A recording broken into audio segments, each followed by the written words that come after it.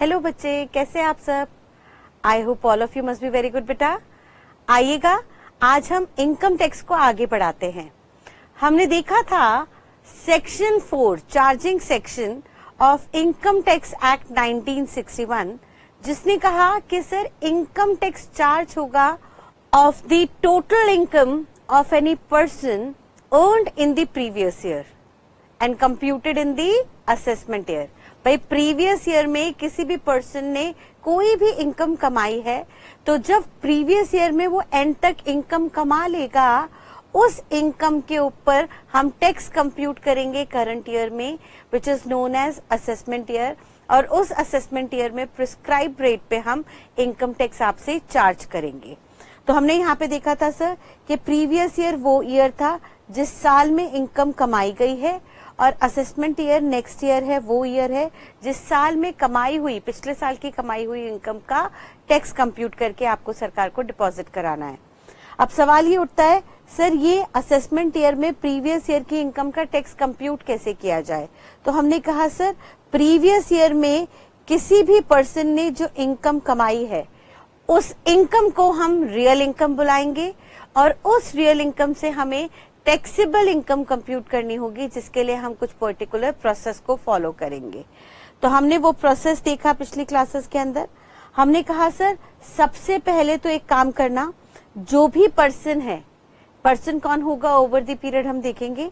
अभी के लिए हम इतनी बात ध्यान रखते हैं कि जो भी पर्सन है, उस पर्सन की जो भी टोटल रिसिप्ट होगी, जो भी कैश इनफ्लो होगा, जो भी कमाई होगी, जितना भी कैश इनफ्लो वो कमाएंगे, जो भी कैश इनफ्लो वो कमाएंगे, उसको हम दो पार्ट में बांट देंगे ओवर दी पीरियड। हम आगे आने वाली क्लासेस में देखेंगे उनकी कुछ कमाई को हम इनकम नहीं मानेंगे, लाइक हमने देखा एग्रीकल्चरल इनकम एंड ऑल, और कुछ कमाई को हम इनकम मानेंगे अंडर सेक्शन 2 सबसेक्शन 24। अगर वो इनकम में कंसिडर हो गए, अगर उनकी कमाई इनकम की डेफिनेशन में आ गई, तो फर्दर हम उस असेसी का, उस पर्सन का रेजिडेंशियल स्टेटस डिटरमिन करेंगे कि वो सर इंडियन रेजिडेंट है या नॉन रेजिडेंट है। और according to their residential status हम कुछ इनकम को टैक्सेबल करेंगे और कुछ इनकम को टैक्सेबल नहीं करेंगे। यानी हम देखेंगे कि sir according to residential status या तो वो पर्सन इंडिया के होंगे या वो बाहर से आए होंगे, वटेवर द केस में भी उनकी जितनी भी इनकम है उसको या तो इंडिया में टैक्सेबल किया जाएगा या नहीं किया जाएगा। अगर उनकी इनकम इंडिया में टैक्सेबल नहीं है तो सर उस पर कोई भी इनकम टैक्स नहीं लगेगा। यानी सर या तो अंडर सेक्शन 2 सबसेक्शन 24 कोई इनकम मानी ही नहीं जाएगी, तो उस पर भी टैक्स नहीं लगेगा, और कोई इनकम कंसिडर होगी लेकिन अकॉर्डिंग टू रेजिडेंशियल स्टेटस उसको हम इंडिया में टैक्सेबल नहीं करेंगे, तो उस पर भी इनकम टैक्स नहीं लगेगा। इसके अलावा बाकी जितनी भी इनकम इंडिया में टैक्सेबल होने वाली हैं, उन सारी इनकम को हम क्लासिफाई करेंगे अंडर 5 हेड्स। और इस 5 हेड्स के अंदर क्लासिफिकेशन के लिए सेक्शन 14 आया, जिसने कहा कि सर जो भी रियल इनकम है which is taxable in India, उसको आपको 5 हेड में बांटना होगा according to nature of such income. वो 5 हेड क्या क्या होंगे सर? हमने देखा पहला होगा सैलरी, जहां पे वो कमाई आएगी जो किसी भी पर्सन ने in the course of employment generate की है। वेयर एज अगर कोई एम्प्लॉयमेंट में नहीं है, कोई अपनी बिजनेस अपनी प्रोफेशन को रन कर रहे हैं, तो उनकी इनकम पीजीबीपी हेड के अंदर आ जाएगी। तो सैलरी के प्रोविजंस जो हैं, वो सैलरी के प्रोविजन सेक्शन 15 टू सेक्शन 17 हम देखेंगे। वेयर एज अगर पीजीबीपी इनकम है तो उनके प्रोविजंस आपको सेक्शन 28 से लेकर सेक्शन 44 डीबी तक देखने को मिलेंगे। वेयर एज अगर किसी पर्सन की इनकम हाउस प्रॉपर्टी से, इमूवेबल प्रॉपर्टी को किराए पे चढ़ा के जनरेट हो रही है, तो उनके जो इनकम है वो हाउस प्रॉपर्टी के हेड पे टैक्सेबल होगी, क्लासिफाई होगी, which is covered under section 22 to section 27।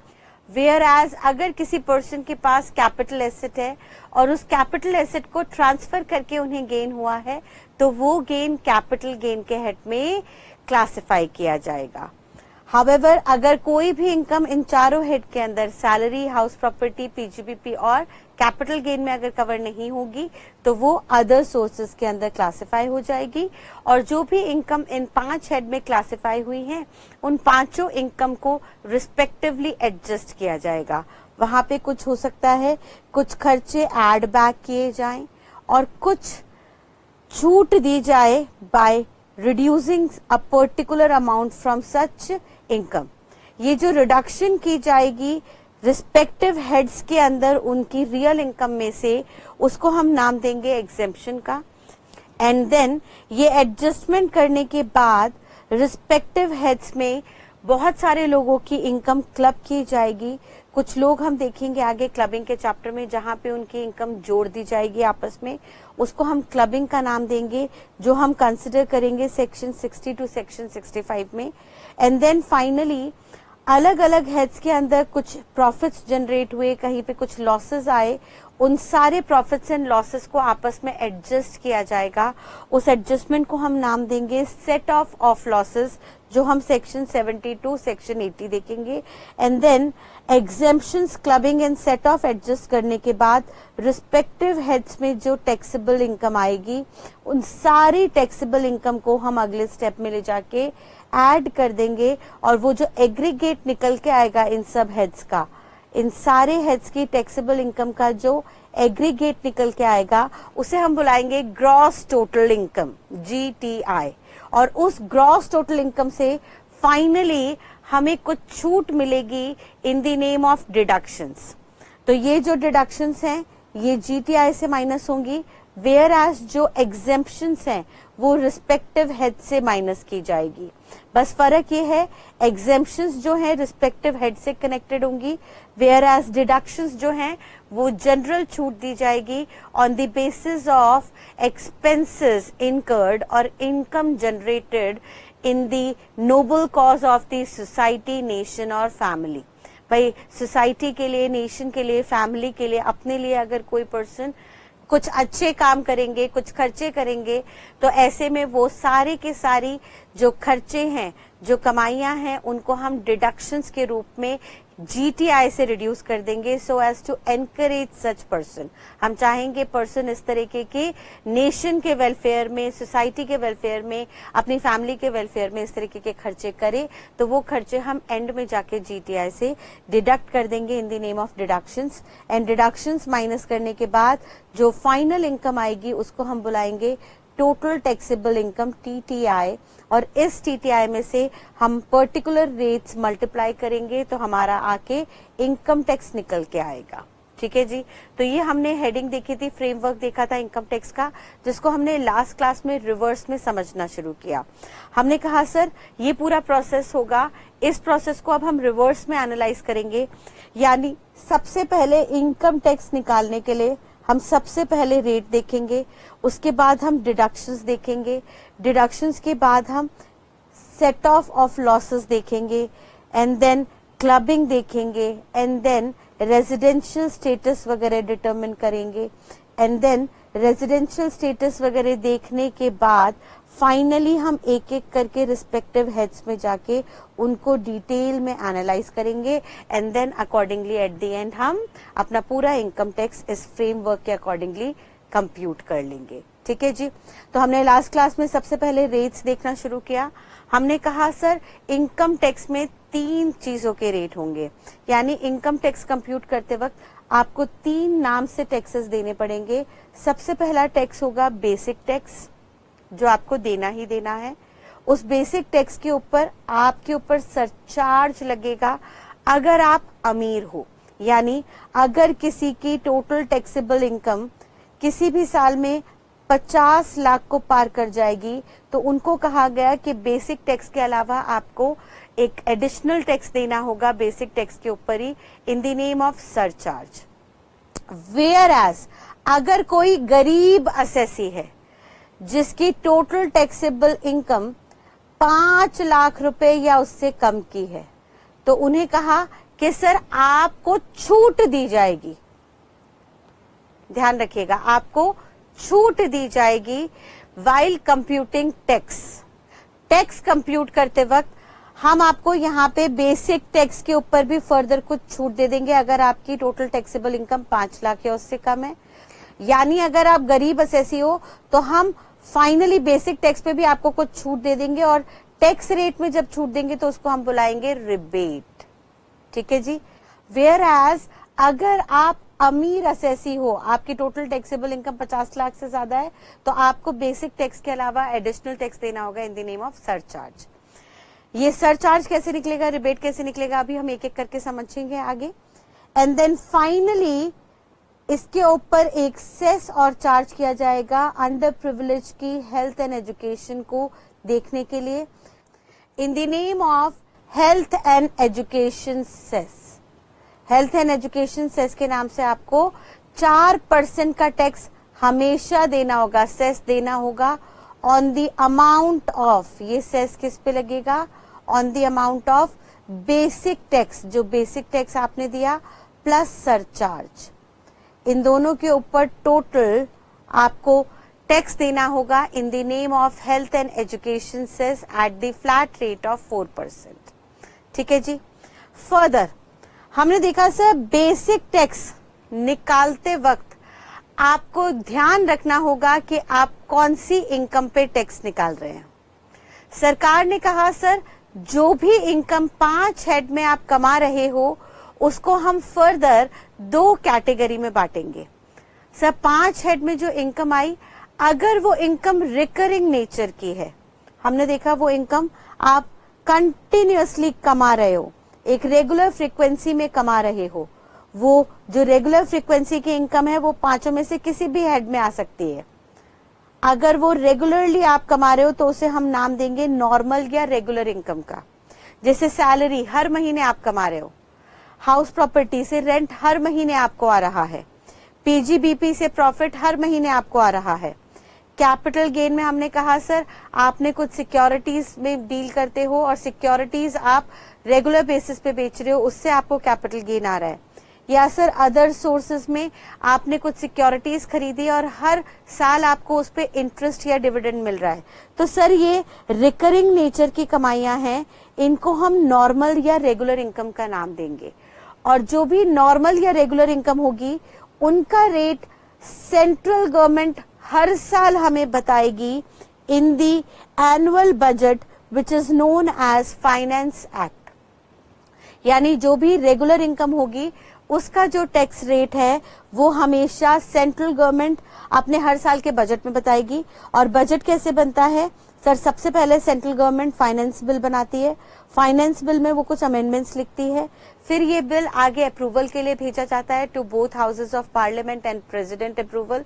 And then जब अप्रूव होके ये तीनों जगह से आ जाता है, दोनों houses of parliament and president से अप्रूव होके आ जाते हैं, तो इसको फाइनेंस एक्ट का नाम दिया जाता है। और इस फाइनेंस एक्ट को जो हर साल आता है, इसके अंदर रिकरिंग नेचर की कमाई के स्लैब रेट्स गिवन होते हैं।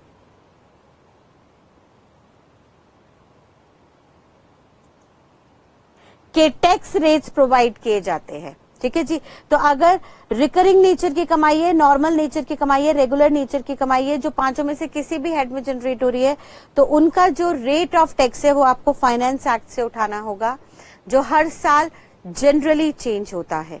हर साल जनरली फाइनेंस एक्ट के अंदर जो रेट्स है वो चेंज होते हैं।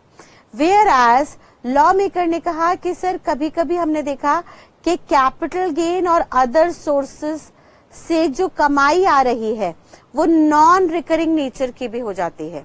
सर कैपिटल गेन, मैंने अपना घर बेचा, अब घर में फ्रीक्वेंटली नहीं बेचती, 10 साल में एक बार बेचा, तो ये नॉन रिकरिंग नेचर की कमाई है। सर हो सकता है बहुत से लोग लाइफ लॉन्ग अपना घर ही ना बेचते हो, तो भाई वंस इन अ वाइल मैंने घर बेच के या अपने कोई कैपिटल एसेट्स को बेच के गेन जनरेट किया, तो वो कैपिटल गेन की नॉन रिकरिंग नेचर की कमाई है। उसका जो रेट है सरकार कहती है वो रेट आपको इनकम टैक्स एक्ट से उठाना होगा। इनकम टैक्स एक्ट में अलग अलग सेक्शंस के अंदर फिक्स्ड रेट दिए गए हैं नॉन रिकरिंग नेचर की कमाई के। ठीक है जी। या सर अदर सोर्सेस से कोई ऐसी कमाई आ गई, मैंने केबीसी अटेंड किया, केबीसी ज्वाइन किया और वहां से मैंने कुछ अमाउंट विन किया, या मैं अपनी फैमिली के साथ गोवा गई और वहां पे मैंने गैम्बलिंग की, सट्टा खेला, जुआ खेला और गैम्बलिंग में मैंने कुछ पर्टिकुलर अमाउंट जीता, तो सर ये वंस इन अ वाइल की कमाई है, रिकरिंग नेचर की नहीं है। देयरफॉर इनका जो रेट है वो हमें फ्लैटली इनकम टैक्स एक्ट से उठाना होगा, जो जनरली फिक्स्ड होता है।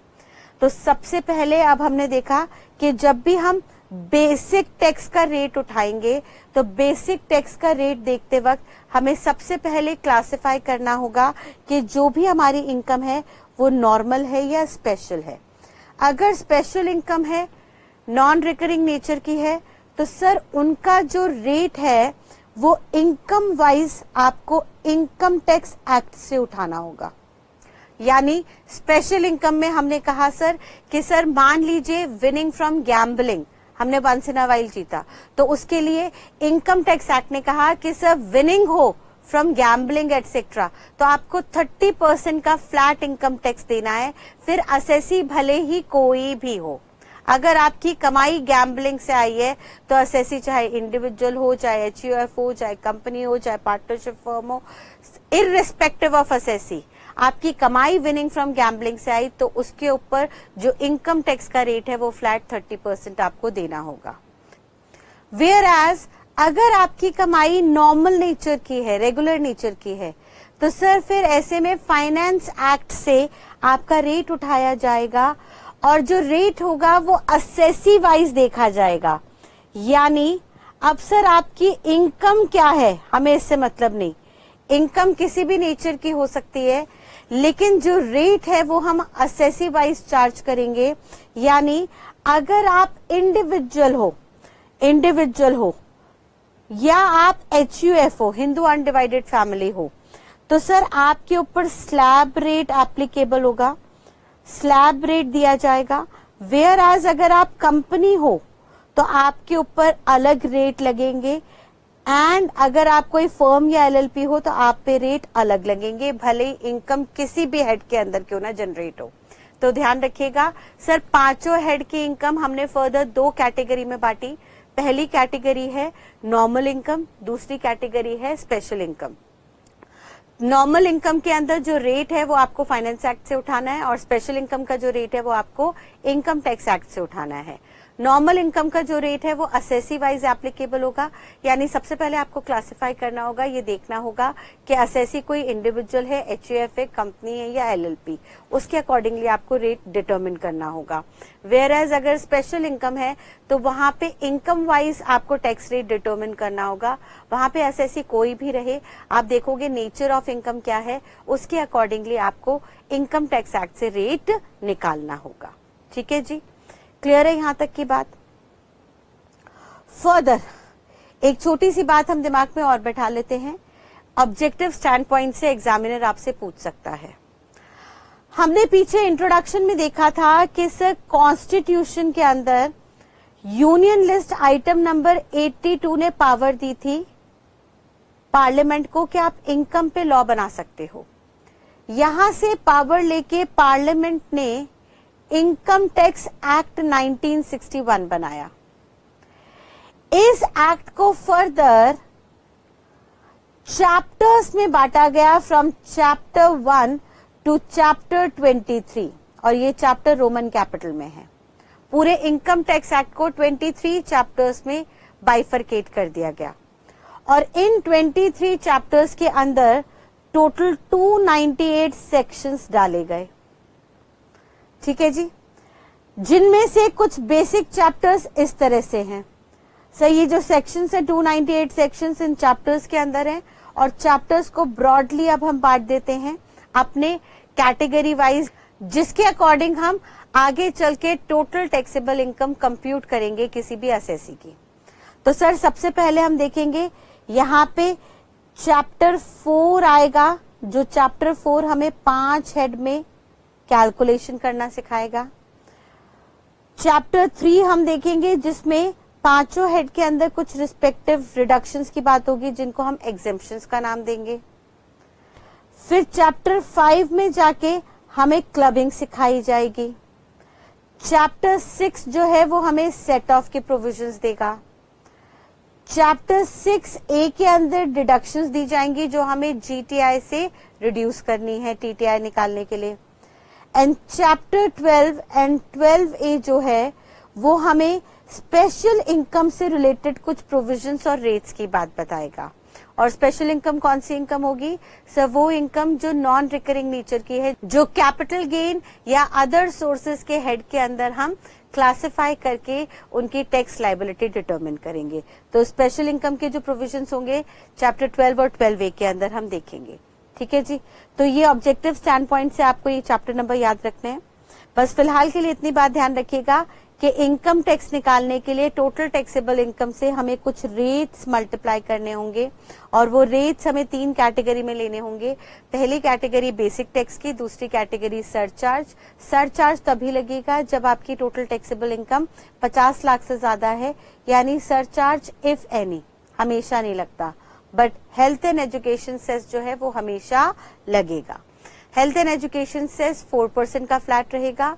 सरचार्ज का रेट डिपेंड करेगा ऑन टोटल टैक्सेबल इनकम और बेसिक टैक्स का जो रेट है वो रेट डिपेंड करेगा इनकम की नेचर पे।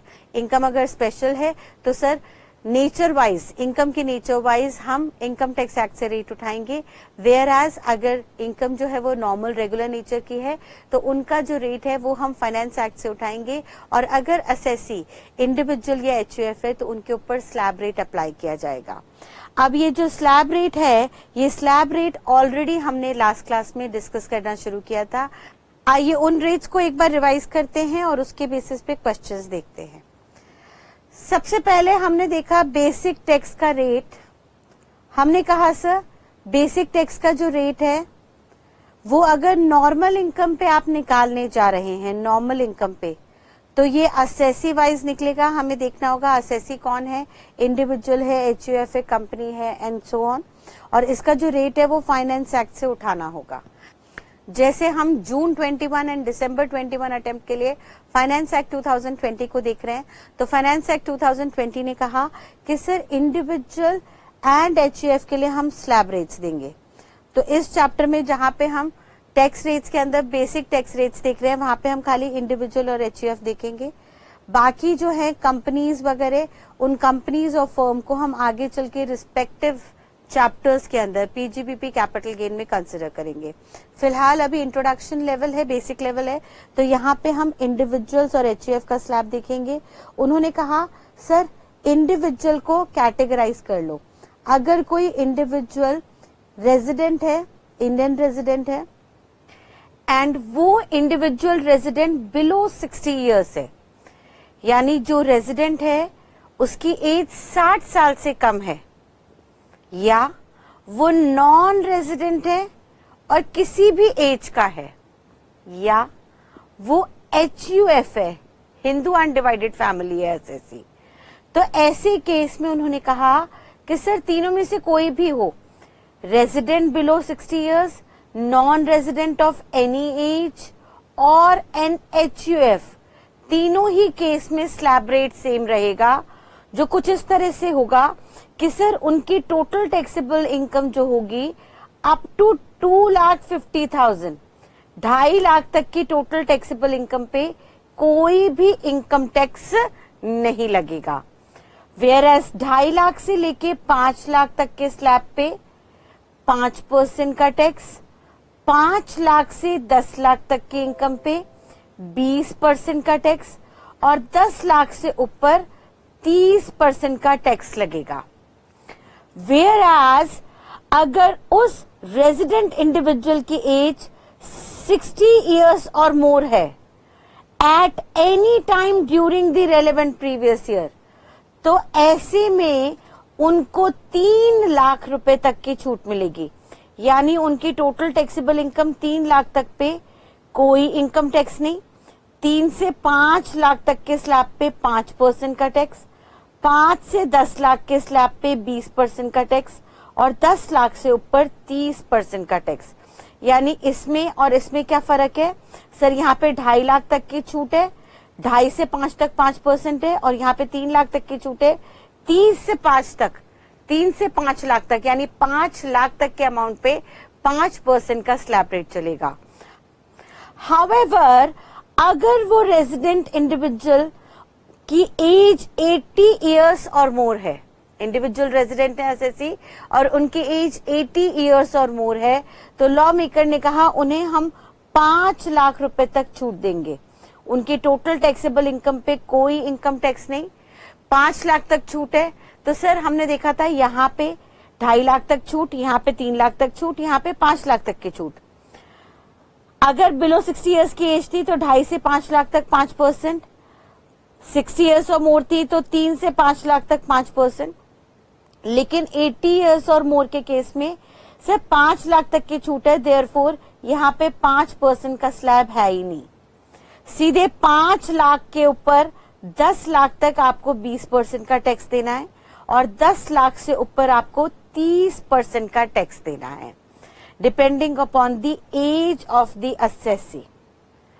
अब यहाँ पे सबसे बड़ा एक डिस्प्यूटिंग पॉइंट आया कि सर ये एज 60 इयर्स और मोर या 80 इयर्स और मोर किस दिन होनी चाहिए। तो लॉ मेकर ने कहा कि sir relevant previous year, relevant previous year का मतलब वो साल जिस साल की आप इनकम का टैक्स निकाल रहे हैं, जिस साल की इनकम पे टैक्स कंप्यूट हो रहा है, असेसमेंट ईयर पे इनकम पे टैक्स कंप्यूट किया जा रहा है इन दी असेसमेंट ईयर, उस साल में, उस प्रीवियस ईयर में अगर किसी भी दिन, एनी टाइम, किसी भी दिन असेसी की एज 60 या 60 को पार कर गई तो सर 3 लाख तक की छूट मिलेगी। अगर उनकी एज 80 इयर्स को क्रॉस कर गई, 80 और मोर इयर्स हो गई तो 5 लाख तक की छूट और बाकियों के लिए 2.5 लाख तक की छूट रहेगी। अब इसमें मैम डिस्प्यूट आता है कि हम पर्टिकुलरली किस दिन माने कि किसी असेसी की एज क्या है। तो लॉ मेकर इस एक्ट के तहत साइलेंट रहा इस मैटर को लेके, एज के मैटर को लेके इनकम टैक्स एक्ट में चुप्पी रही, जिसके चलते इंडस्ट्री में डिस्प्यूट आया और ये डिस्प्यूट पहुंचा सुप्रीम कोर्ट तक। सुप्रीम कोर्ट में मैटर पहुंचा in the case of Prabhudayal Sesma. Prabhudayal Sesma ji का डिस्प्यूट हुआ विद स्टेट ऑफ राजस्थान और दोनों का डिस्प्यूट पहुंचा apex court of supreme court. ठीक है, सुप्रीम कोर्ट जो हाईएस्ट कोर्ट है, जिसे हम एपेक्स कोर्ट भी कहते हैं, वहां पे ये डिस्प्यूट पहुंचा और फिर इस डिस्प्यूट के तहत सुप्रीम कोर्ट ने एक जजमेंट सुनाई जो बाद में डिपार्टमेंट ने भी क्लैरिफाई की अंडर सर्कुलर नंबर 28/2016, जिसके अंदर सीबीडीटी ने भी वही बात क्लैरिफाई की जो सुप्रीम कोर्ट ने प्रभुदयाल सेस्मा जी की जजमेंट में कही थी। इसमें कहा गया कि सर भले ही लोग अपना बर्थडे सेम डे पे बनाते हैं जिस दिन उनका बर्थ हुआ था, लेकिन for the purpose of income tax act law maker ने कहा कि सर आपकी एक पर्टिकुलर एज आपके बर्थडे से ठीक एक दिन पहले पूरी कंप्लीट मानी जाएगी। यानी मैं एग्जाम्पल ले लेती हूं। फॉर एग्जाम्पल हमारे एक असेसी हैं मिस्टर राम। ठीक है जी, अब मिस्टर राम जो हैं वो लेट्स से 30th अप्रैल 1960 को बॉर्न हुए। अब इनके 60 इयर्स कंप्लीट कब माने जाएंगे? On 30th April 2020, is it? अब ऐसे में आई सुप्रीम कोर्ट की जजमेंट, प्रभुदयाल सेस्मा जी की जजमेंट या सर्कुलर 28/2016, जिन्होंने क्लैरिफिकेशन दी बोर्ड ने। उन्होंने कहा सर इस बर्थडे को, भले ही ये 30th अप्रैल 2020 बर्थ का डे है, बर्थडे है जिस दिन मिस्टर राम अपना बर्थडे सेलिब्रेट करते हैं, लेकिन इस दिन उनके 60 इयर्स कंप्लीट नहीं हुए। इस दिन उनके 60 इयर्स कंप्लीट नहीं हुए हैं, हम इसको कंप्लीशन नहीं मानेंगे। अब आप कहोगे मैम क्यों नहीं मानेंगे? अगर हम ये मान लें कि भाई मिस्टर राम 30 अप्रैल को बॉर्न हुए थे इन द इवनिंग 4:30, तो हमें ये मानना चाहिए कि 30 अप्रैल 2020 को 4:29 PM को इनके 60 साल कंप्लीट हो गए। लॉ मेकर ने कहा नहीं, हम यहाँ पे इनकम टैक्स एक्ट के लिए निकालते वक्त घंटे नहीं देखेंगे, ये जो घंटे हैं ये हमें इग्नोर करने हैं, हम क्या देखेंगे? दिन।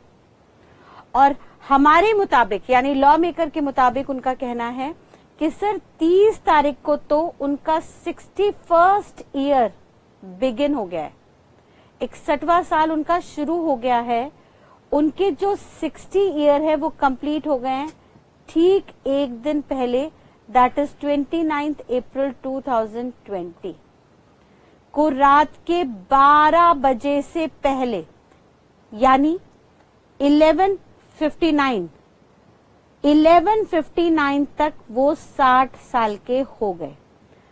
जैसे ही घड़ी में 12 बजे यानी 0000 आवर्स शुरू हुए, सर 61st ईयर उनका शुरू हो गया। ये बात आपको ध्यान रखनी होगी। मैम अब ये बात आप क्यों बता रहे हैं? बेटा ये बात हम इसलिए डिस्कस कर रहे हैं क्योंकि कई बार ऐसा हो सकता है कि असेसी का जो बर्थडे है वो 1 अप्रैल को हो। लेट्स से अब हम दूसरा केस बना रहे हैं कि मिस्टर अब्दुल हैं और मिस्टर अब्दुल का बर्थडे है 1 अप्रैल 1960 को, तो इनके 60 इयर्स कब मान लिए जाएंगे? अब 1 अप्रैल 2020 को तो नहीं माना जाएगा, उससे ठीक एक दिन पहले यानी 31 मार्च 2020 को हम मान लेंगे उनके 60 इयर्स कंप्लीट हो गए हैं, उनके 60 इयर्स कंप्लीट हो गए हैं।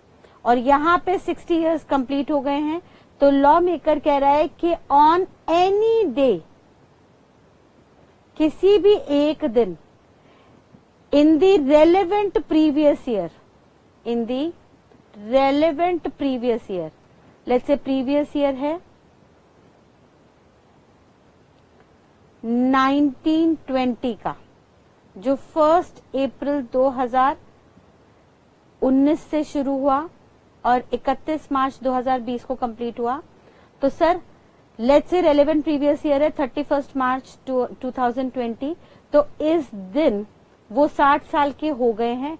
Therefore next year assessment year में उनके ऊपर जो स्लैब रेट होगा वो 60 और मोर ईयर्स वाला एप्लीकेबल होगा, जहां पे उन्हें 3 लाख की छूट मिलेगी।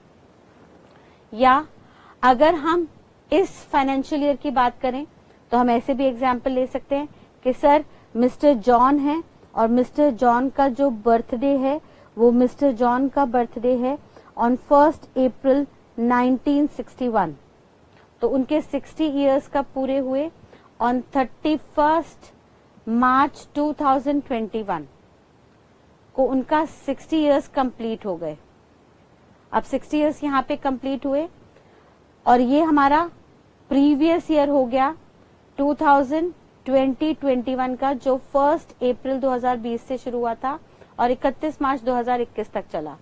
तो अब ऐसे केस में नेक्स्ट ईयर जो असेसमेंट ईयर आया 2021-22 का, इस पीरियड में आप जब टैक्स निकालेंगे मिस्टर जॉन का, तो उनके जो स्लैब रेट लेंगे वो 3 लाख तक एग्जेम्प्ट कर देंगे, उस पे कोई भी इनकम टैक्स एप्लीकेबल नहीं होगा, उस पे कोई भी इनकम टैक्स एप्लीकेबल नहीं होगा।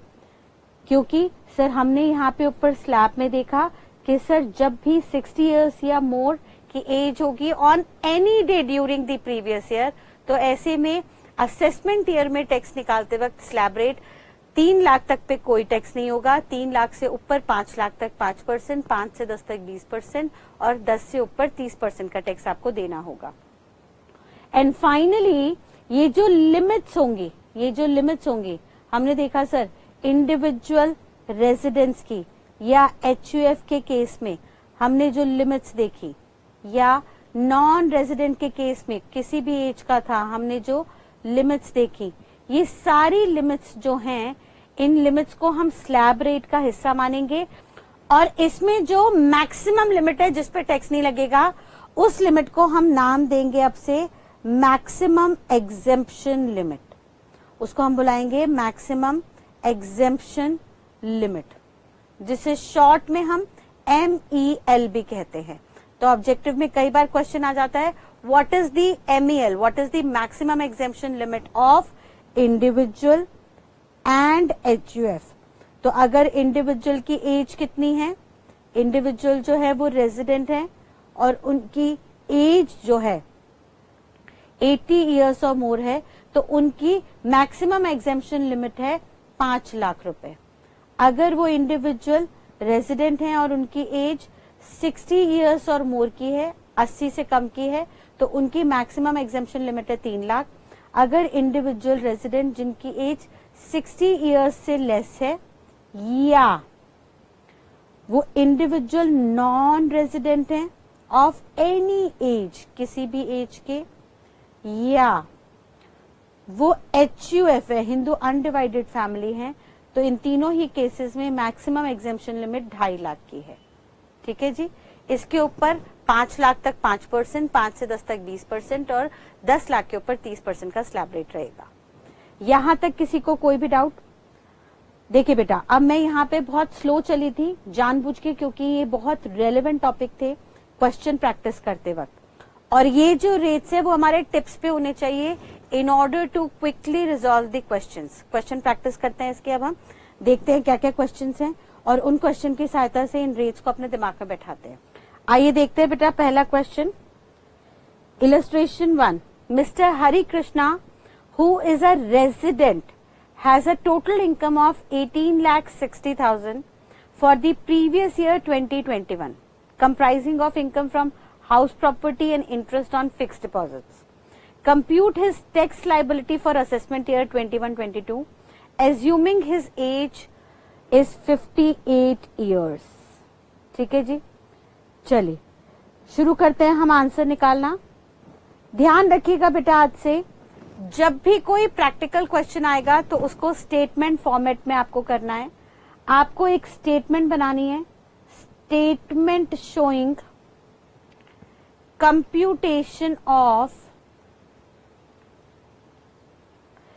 Income tax payable by mister Hari. ठीक है, चलिए अब हरि की एज कितनी है? 58 इयर्स है, क्वेश्चन बोल रहा है, यानी लेस देन 60 इयर्स है। तो इनकी 2.5 लाख तक की इनकम पे कोई टैक्स नहीं, नील रेट है। देयरफॉर यहां पे अमाउंट क्या होगा? 0। फर्दर 2.5 लाख से 5 लाख तक का जो रेट है वो है 5% का। तो सर निकालिए 2.5 लाख से 5 लाख तक का अमाउंट कितना है, स्लैब में है, तो सिंपली कितना हो गया? 2.5 लाख रुपए। 2.5 लाख रुपए का 5% आपका कितना निकल के आएगा? 12,500 रुपए। ठीक है जी, आपने निकाला 2.5 लाख पे 5%। नेक्स्ट सर 5 से 10 लाख तक का रेट रहेगा 20% का, यानी 5 से 10 लाख कितने आए? 5 लाख रुपए। उस पे 20% के हिसाब से निकल के आया 1 लाख रुपए। बैलेंस अमाउंट कितना बचा? सर टोटल इनकम है 18,60,000, 18,60,000, तो बैलेंस कितना बचा? 18,60,000 में से 10 लाख हटा दिए तो बचे बैलेंस 8,60,000। उस पे कितना रेट रहेगा 10 लाख के ऊपर? 30%। तो 8,60,000 का 30% के रेट से आप टैक्स निकालेंगे तो ये आएगा 2,58,000। ठीक है जी, इन तीनों अमाउंट का टोटल किया तो आपका निकल के आया बेसिक टैक्स, वो कितना हुआ? 3,70,500 का। अब क्या इन पे सरचार्ज लगेगा? सर हमने देखा सरचार्ज कब होता है? जब आपकी टोटल टैक्सेबल इनकम 50 लाख को एक्सीड करती है, और यहाँ पे टोटल टैक्सेबल इनकम जो है वो 50 लाख से नीचे है, देयरफॉर सरचार्ज यहाँ पे एप्लीकेबल नहीं होगा, नॉट एप्लीकेबल। ठीक है, NA मीन्स नॉट एप्लीकेबल, यहाँ पे सरचार्ज नहीं लगेगा, जिसके चलते बेसिक टैक्स अभी भी कितना निकल के आएगा, 3,70,500। हाँ, अब इसके ऊपर हेल्थ एंड एजुकेशन सेस का रेट है 4%। ये रेट हमेशा 4% रहेगा और सब असेसीज के बेसिक टैक्स पे लगाया जाएगा, जो निकल के आएगा 14,820। ये किस पे निकाला है आपने सर? सेस है, सेस का मतलब है टैक्स ऑन टैक्स, यानी जो टैक्स का अमाउंट है 3,70,000, ये 3,70,500 के ऊपर 4% के रेट से आपने निकाला, इस अमाउंट पे सेस निकलेगा और इन दोनों का जो टोटल आएगा उस टोटल को हम नाम देंगे इनकम टैक्स का, यानी total tax liability, total income tax liability Hari Krishna की कितनी हो जाएगी, 3,85,320 रुपीज। क्लियर है बेटा? Simple question. नेक्स्ट क्वेश्चन देखिएगा, next question illustration number 2। Mister Madhusudan has a total income of rupees 78,60,000। Sir इस बार जो टोटल टैक्सेबल इनकम है वो 50 लाख को क्रॉस कर गई है। For the previous year 2021 comprising of income from house property, business and interest and fixed deposits, compute his tax liability for assessment year 21-22। चलिए निकालते हैं सोल्यूशन। अगेन हमें एक स्टेटमेंट बनानी होगी, ध्यान रखिएगा हमारे को स्टेटमेंट के बिना आंसर नहीं देना, हमें बनानी है statement showing computation of tax liability of Madhusudan. जो भी असेसी का नाम दिया है वो आपको लिखना है और साथ साथ ईयर भी लिखना है। फॉर द असेसमेंट ईयर, कौन सा असेसमेंट ईयर है, 21-22। अब इसमें एज नहीं बताई, यहाँ पे मधुसूदन की एज नहीं बताई, तो ध्यान रखिएगा एक एग्जाम नोट लिख लीजिएगा। जब भी क्वेश्चन में असेसी की एज ना गिवन हो तो आप हमेशा एज्यूम करेंगे बिलो 60 इयर्स है, क्योंकि जनरली ज्यादातर जो लोग इनकम जनरेट करते हैं वो रिटायरमेंट से पहले ही करते हैं। 60 इयर्स से कम की एज पे ज्यादा लोग कमाते हैं, 60 के बाद मैक्सिमम लोग रिटायर हो जाते हैं, बहुत कम लोग ये होते हैं कि आफ्टर रिटायरमेंट भी काम करते हैं। तो भाई सिंपल सी बात है, if age is silent in question, अगर एज साइलेंट है क्वेश्चन में तो आपको क्या एज्यूम करना होगा, बिलो 60 इयर्स।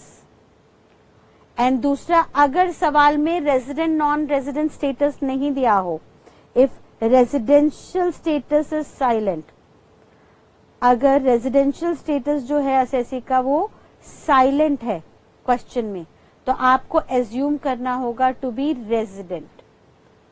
भाई इंडिया में हम टैक्स लायबिलिटी निकाल रहे हैं तो इंडियन रेजिडेंट की निकाल रहे होंगे, ये दो बातें आपको ध्यान में रखनी होंगी।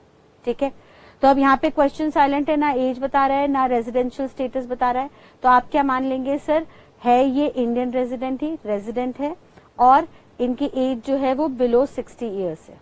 ठीक है, बिलो 60 इयर्स है। क्लियर है? तो बिलो 60 इयर्स में कितने तक की छूट, 2.5 लाख तक पे कोई टैक्स नहीं, निल। 2.5 से 5 लाख तक सेम 5% का टैक्स, वो निकल के कितना आएगा सर, 12,500।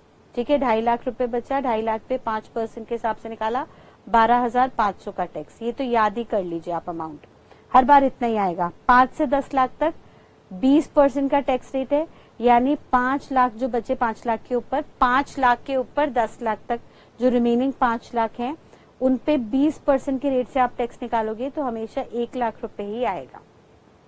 ठीक है, बैलेंस कितना बचा सर, 78,60,000 में से 10 लाख गए तो बैलेंस कितना बचा, 68,60,000 पे रेट क्या रहेगा, 30% का।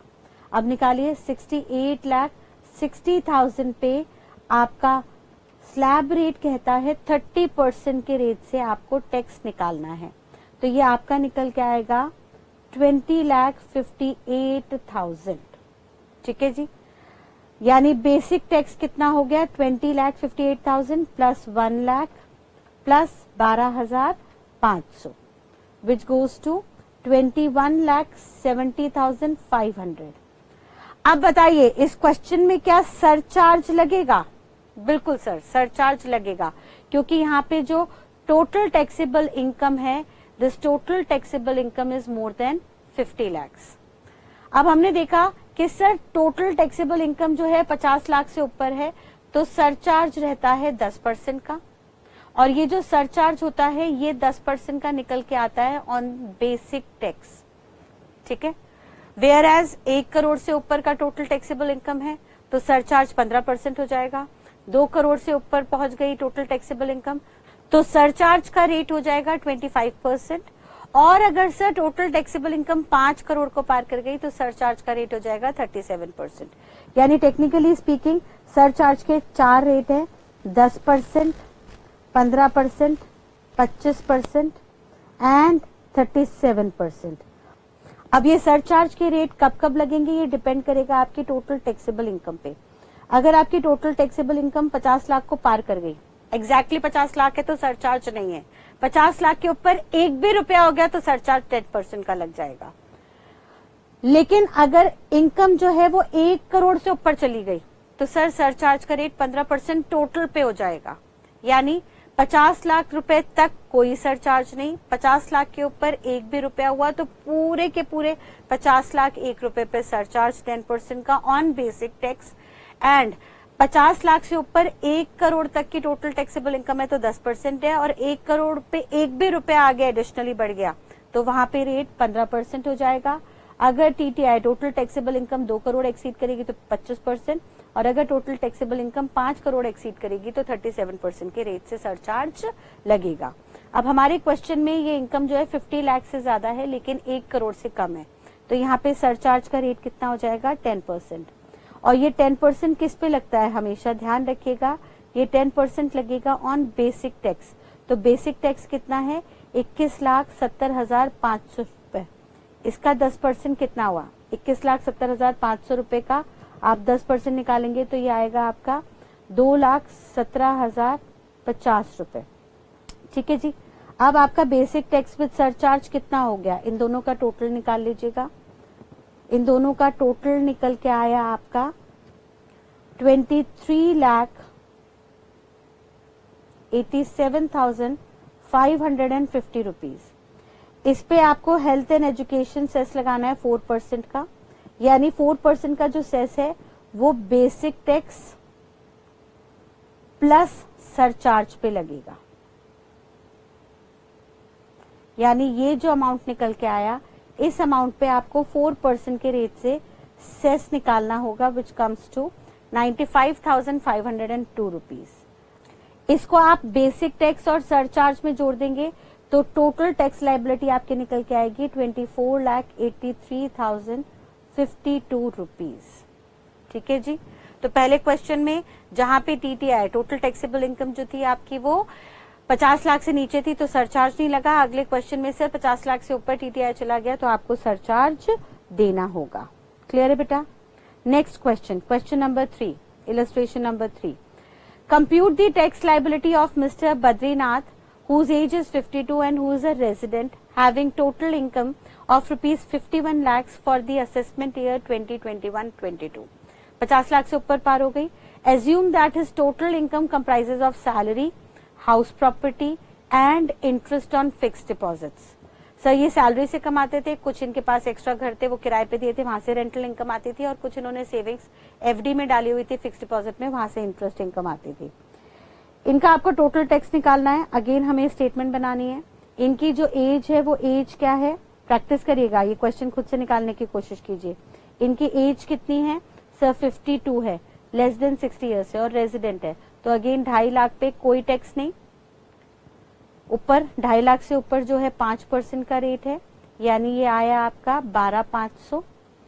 5 लाख से ऊपर 10 लाख तक 20% का रेट है, यानी ये आपका आया टोटल 1 लाख रुपए। और बैलेंस जो बचा, बैलेंस कितना बचा? इनकी टोटल इनकम थी 51 लाख की, जिसमें से 10 लाख गए तो 41 लाख पे रिमेनिंग पे 30% के रेट से टैक्स निकाला आपने। 41 लाख पे आपका 30% के हिसाब से टैक्स निकल के आया 12,30,000। जिसके चलते आपका बेसिक टैक्स हो गया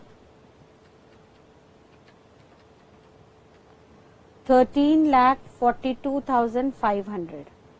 इसमें सरचार्ज लगेगा, यस सर 51 लाख है, 50 लाख से ऊपर है तो सरचार्ज लग जाएगा 10% के रेट से ऑन 13,42,500। ध्यान रखिएगा सरचार्ज हमेशा बेसिक टैक्स पे और सेस जो है वो बेसिक टैक्स प्लस सरचार्ज के ऊपर लगता है। तो इसका 10% आपने निकाला, it goes to 1,34,250 rupees.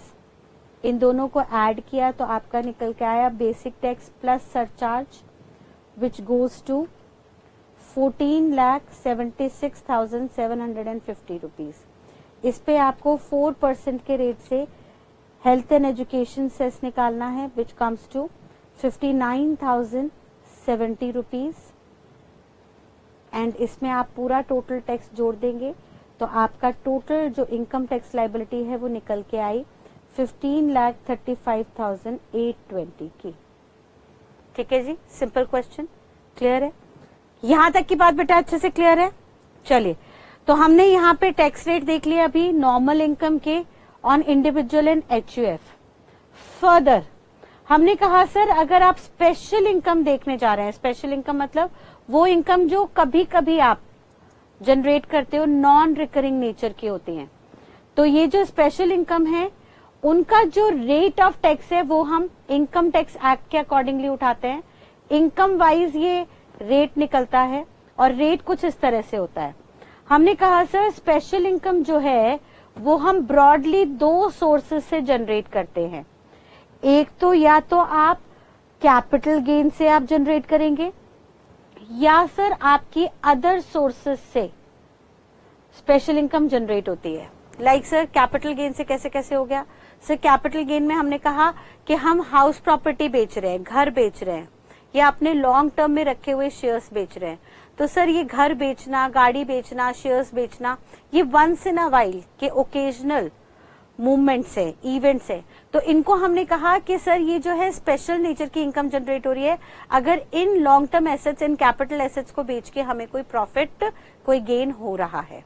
Similarly other sources में हमने कहा कि सर हमने कहीं पे सट्टाबाजी की, हमने कहीं गैम्बलिंग की, हॉर्स रेस में हमने पैसा लगाया, तो जरूरी नहीं है हम हर बार जीतें, हम कभी कभी जीत सकते हैं, कभी कभी हार भी सकते हैं। तो यहाँ पे जब हम कभी कभी जीत रहे हैं स्पेकुलेशन इनकम से तो उसको भी हम स्पेशल नेचर की इनकम मानेंगे, जहाँ पे हमारा जो रेट है वो इनकम टैक्स एक्ट से हमें डिटरमिन करना होगा। तो अदर सोर्सेज में ब्रॉडली हमारी दो इनकम हम इस चैप्टर के अंदर कवर करने जा रहे हैं। सर सबसे पहली हमारी इनकम हो गई ब्लैक मनी की। ये ब्लैक मनी क्या होता है? जैसा मैंने आपको लास्ट क्लास में भी हिंट दिया था बेटा, ब्लैक मनी का लिटरल मीनिंग होता है अनडिस्क्लोज्ड इनकम और अनएक्सप्लेन्ड इनकम। अनडिस्क्लोज्ड का मतलब सर वो इनकम जो आपने सरकार को बताई नहीं, जो आपने अपने पिछले सालों की टैक्स रिटर्न में डिक्लेयर नहीं की, डिस्क्लोज नहीं की। या सर अनएक्सप्लेन्ड इनकम, आपने कोई ऐसा खर्चा कर दिया जिसकी आपके पास एक्सप्लेनेशन नहीं है। अब लेट्स से हमारे एक असेसी ने, मिस्टर राम ने अपनी बेटी की शादी में 50 करोड़ रुपए खर्च किए। अब उन्होंने अपनी बेटी की शादी में 50 करोड़ रुपए खर्च किए, लेकिन वो जो रिटर्न फाइल करते थे 2 करोड़ रुपए की। तो भाई सरकार के पास अधिकार है ऐसे में आके मिस्टर राम से पूछे कि भाई आप तो पिछले कई सालों से 2 करोड़ की रिटर्न फाइल कर रहे थे, फिर सडनली आपके पास ये 50 करोड़ कहाँ से आ गए? अब ऐसे में अगर मिस्टर राम प्रॉपर अपने रिकॉर्ड्स दिखा देते हैं, उनका मन अगर साफ है तो वो कहेंगे हाँ जी सर आप आइए मेरे ऑफिस में, मैं आपको रिकॉर्ड दिखाता हूँ, मैं पिछले 50 सालों से 2-2 करोड़ रुपए जोड़ रहा हूँ और अपनी जिंदगी भर की कमाई को जोड़ के मैं अपनी बेटी की शादी कर रहा हूँ और मैं आपको पुराने सारे रिकॉर्ड दिखा सकता हूँ इस बात के, तो सर वो एक्सप्लेन्ड इनकम है।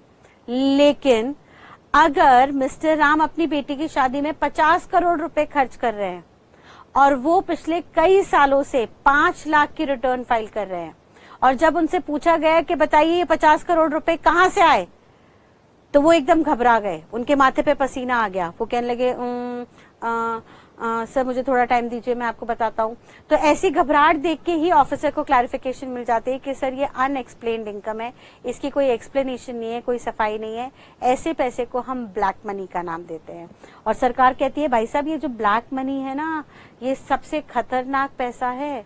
नोट कोई काला नहीं है, नोट तो वही है गुलाबी गुलाबी, लेकिन ये नोट आपने बताए नहीं सरकार को कि आप कमा रहे हो, सो दैट आपको इन नोटों पे टैक्स ना देना पड़े। तो भाई साहब अब जब हम इस अमाउंट को पकड़ेंगे, वैसे तो पता नहीं कितने लोग ब्लैक मनी रखे होंगे दबाए हुए, हमें नहीं पता कि आपके पास कितना ब्लैक मनी है, लेकिन जब भी हम इस ब्लैक मनी को पकड़ लेंगे, कॉट कर लेंगे, तो भाई साहब ऐसी ब्लैक मनी पे हम स्पेशल इनकम की तरह ट्रीटमेंट करते हुए टैक्स लगाएंगे eight a flat rate of 60% under section 115 BBE of income tax act. हमने कहा सर वैसे तो चोरी जो है पूरी इंडिया कर रही होगी, लेकिन हमारे लिए सरकारी रिकॉर्ड के लिए चोर वो है जो पकड़ा जाए, और जिस चोर को हमने पकड़ा ब्लैक मनी के साथ, उनसे हम टैक्स चार्ज करेंगे eight a flat rate of 60% under section 115 BBE। और सर इन्होंने क्योंकि हमें धोखा दिया है, हमसे चोरी की है, पिछले कई सालों में टैक्स नहीं दिया, हमें नहीं बताया, तो इनसे टैक्स तो हम ज्यादा लेंगे ही लेंगे फ्लैट रेट पे। यहाँ पे कोई स्लैब नहीं होगा, इस अमाउंट पे कोई स्लैब नहीं होगा। साथ साथ इन पे सरचार्ज भी लगाएंगे at a rate of 25% on basic tax irrespective of the amount whether his total taxable income is exceeding 50 lakhs or not। इनकी टोटल इनकम 50 लाख को ना भी पार हो, लेकिन भाई साहब सरचार्ज तो ब्लैक मनी पे हमेशा लगेगा at a flat rate of 25% on the amount of basic tax. ठीक है जी। दूसरा जो स्पेशल इनकम जनरेट हुआ from the head other sources, वो हो गया आपका winning amount from lottery, crossword, puzzles, race including horse race और कार्ड गेम्स और any other game of sort, और from gambling, betting etcetera. Any other game of sort का मतलब होता है सर कोई भी गेम जहां पे विनिंग अमाउंट दिया जा रहा है, लाइक कौन बनेगा करोड़पति, या बिग बॉस, या sir DID dance India dance, या कोई भी ऐसा गेम शो जहां पे गेम है और विनिंग अमाउंट है। सर ये सारे जितने भी गेम्स हैं, इन सब से जो भी विनिंग अमाउंट आएगा वो हमारी स्पेशल इनकम का हिस्सा माना जाएगा, और क्योंकि वो स्पेशल इनकम है तो उसका जो रेट है वो हम इनकम टैक्स एक्ट से उठाएंगे। और लॉ मेकर ने कहा, इनकम टैक्स एक्ट ने कहा कि सर अगर lottery, winning games, horse race, card games वगैरह से किसी से भी आप कुछ अमाउंट जीत रहे हो तो उस पर फ्लैट टैक्स रेट है 30% का, और ये जो 30% का फ्लैट रेट होगा ये ग्रॉस विनिंग पे लगेगा। ग्रॉस का मतलब होगा without deducting any expense, without deducting any expense, कोई भी खर्चा माइनस नहीं करना। यानी सिंपल सी बात सर कि मान लीजिए हमने जो है केबीसी में, लेट्स से हमारे क्लाइंट ने केबीसी में 50 लाख रुपए जीते, लेकिन केबीसी जीतने के लिए वो दिल्ली में रहते थे वो, और दिल्ली से मुंबई फ्लाई करके गए, वहां पे रुके कुछ दिन, खाना पीना खर्च हुआ, रहने का खर्चा हुआ, और उनका 2 लाख रुपए का खर्चा हो गया, जिसके चलते उन्हें एक्चुअली लेट्स से 48 लाख मिले। तो लॉ मेकर ने कहा उन्हें कितना मिल रहा है हमें इससे मतलब नहीं है, जितना टोटल विनिंग अमाउंट है, भाई साहब आपने फ्री में बैठ के सट्टे से कमाया है।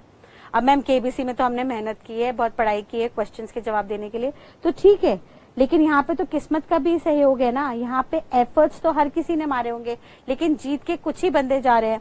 तो सर ये जो एक्स्ट्रा कमाई आपको अदर सोर्स से हुई विनिंग से, इसमें से हम कोई खर्चे वर्चे माइनस नहीं करेंगे, जो टोटल विनिंग अमाउंट आएगा उस टोटल विनिंग अमाउंट पे फ्लैट 30% के रेट से हम यहाँ पे इनकम टैक्स चार्ज करेंगे। हाउएवर सरचार्ज सिर्फ और सिर्फ तभी लगेगा जब आपकी टोटल टैक्सेबल इनकम जो है वो 50 लाख को पार करेगी।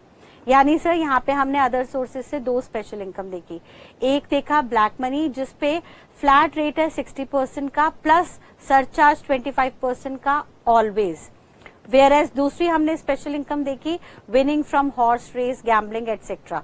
तो वहां पे उन्होंने कहा सर फ्लैट रेट है इनकम टैक्स का 30%, और सरचार्ज यहाँ पे हमेशा नहीं लगता, यहाँ पे सरचार्ज की नॉर्मल कंडीशन ही एप्लीकेबल है। अगर आपका टोटल टैक्सेबल इनकम 50 लाख को एक्सीड कर रहा है तो आपको 10% का सरचार्ज देना है, अदरवाइज कोई सरचार्ज नहीं लगेगा।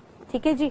और इन 2 इनकम को छोड़ के यानी ब्लैक मनी और विनिंग फ्रॉम हॉर्स रेस वगैरह को छोड़ के बाकी जो भी अदर इनकम है from income from other sources, उनको हम नॉर्मल इनकम मानेंगे और नॉर्मल इनकम मानते हुए उनका फाइनेंस एक्ट के अकॉर्डिंगली हम रेट उठाएंगे। अगर वो इंडिविजुअल या एचयूएफ है तो स्लैब रेट होगा और अगर कंपनी पार्टनरशिप फर्म है तो अलग रेट रहेंगे। ठीक है जी। तो ये जो नॉर्मल इनकम के रेट हैं वो हम इंडिविजुअल एचयूएफ के तो देख ही चुके हैं, बाकी कंपनी एलएलपी के हम रिस्पेक्टिवली आगे चल के रिस्पेक्टिव हेड्स के अंदर पीजीबीपी कैपिटल गेन के अंदर देखेंगे। ठीक है जी। तो अभी हमने यहाँ पे स्पेशल इनकम देखा ऑन अदर सोर्सेज, जिसमें 2 इनकम आई, ब्लैक मनी जिसके ऊपर आपको फ्लैट 60% का टैक्स देना है under section 115 BBE plus surcharge हमेशा ही देना है 25% का, और दूसरा हमने देखा winning amount from horse race, gambling, games etcetera etcetera, वहां पे फ्लैट रेट जो है वो 30% का है और सरचार्ज वहां पे नॉर्मल कंडीशंस के अकॉर्डिंगली ही लगेगा। इन 2 के अलावा कोई भी अदर सोर्स की इनकम है वो नॉर्मल इनकम मानी जाएगी और नॉर्मल इनकम मानते हुए हम बाकी स्लैब रेट्स या फाइनेंस एक्ट के अकॉर्डिंगली उनके ऊपर इनकम टैक्स कंप्यूट करेंगे। ठीक है बेटा, तो यहां तक के कंसेप्ट को एक बार अच्छे से रिवाइज कर लीजिए। बहुत सारे कंसेप्ट हम धीरे धीरे बिल्डअप कर रहे हैं, आपको बार बार डेली की क्लासेस डेली बेसिस पे रिपीट करनी है, रिवाइज करनी है। This is the only way to retain the provisions. तो यहां तक की बात को अच्छे से याद कर लीजिए। आज की क्लास को हम यहीं पे होल्ड करते हैं, इसके आगे के प्रोविजंस विद प्रैक्टिकल क्वेश्चंस हम अगली क्लास में देखेंगे। Till next class, thank you and God bless you all, bye bye.